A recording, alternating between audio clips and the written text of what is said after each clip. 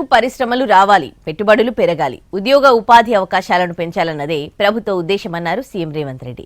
జపాన్లో పర్యటిస్తున్న రేవంత్ రెడ్డి బృందం మరో 2 కంపెనీలతో ఒప్పందాలు చేసుకుంది. ప్రపంచంతో పోటీ పడేలా తెలంగాణను అభివృద్ధి చేసుకుందామని పిలుపునిచ్చారు. పెట్టుబడులే లక్ష్యంగా సీఎం రేవంత్ రెడ్డి సారథ్యంలో తెలంగాణ రైజింగ్ టీం జపాన్ పర్యటన కొనసాగుతోంది. జపాన్ పర్యటనలో భాగంగా నిన్న 4వ రోజు మరో 2 కంపెనీలతో అవగాహన ఒప్పందం కుదుర్చుకున్నారు Revanth Reddy. Tern group, Raj group సంస్థలతో ఎంఓయూలు కుదిరాయి. యువతకు ఉపాధి కల్పించడంలో భాగంగా తెలంగాణకు చెందిన టామ్కామ్ ఈ 2 జపనీస్ సంస్థలతో అగ్రిమెంట్ చేసుకుంది. సీఎం సమక్షంలో రాష్ట్ర ప్రభుత్వాధికారులు, కంపెనీ ప్రతినిధులు ఒప్పందాలపై సంతకాలు చేశారు. దీంతో రాబోయే 2 ఏళ్లలో 500 మంది ప్రొఫెషనల్స్ ను కంపెనీలు రిక్రూట్ చేసుకుంటాయి. నైపుణ్యం కలిగిన రాష్ట్ర యువతకు విదేశాల్లో ఉద్యోగాలు కల్పించేలా టామ్కామ్ ను ఏర్పాటు చేసింది ప్రభుత్వం.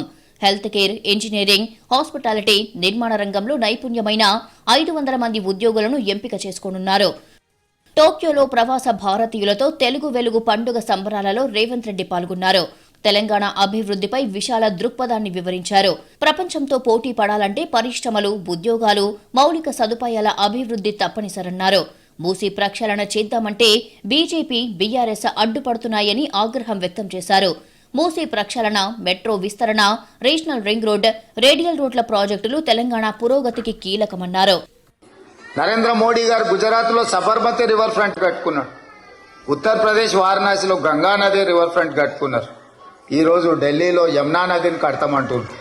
కానీ తెలంగాణలో మూసీ రివర్ని అభివృద్ధి చేసుకుంటామంటే మాత్రం బీజేపీ, బీఆర్ఎస్ వాళ్ళు అడ్డం పడుతున్నారు. చెరువులలో ఆక్రమించి కట్టుకున్న అక్రమ నిర్మాణాలను కూలగొడతామన్న కొంతమంది అడ్డుపడుతున్నారు. మీరందరూ ఇక్కడి నుంచి చూసి ఉండొచ్చు. హైడ్రా కూలగొడుతుందని. చెరువు మధ్యలో నిర్మాణాలు చేస్తే కూలగొట్టకుండా ఉంటే రేపు ప్రకృతి మనల్ని క్షమిస్తుందా?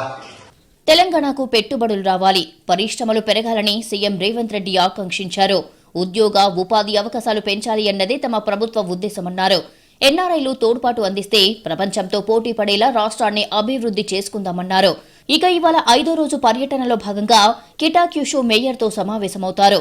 ఆ తర్వాత ఎకోటౌన్ ప్రాజెక్టుకు సంబంధించిన సమావేశంలో పాల్గొంటారు.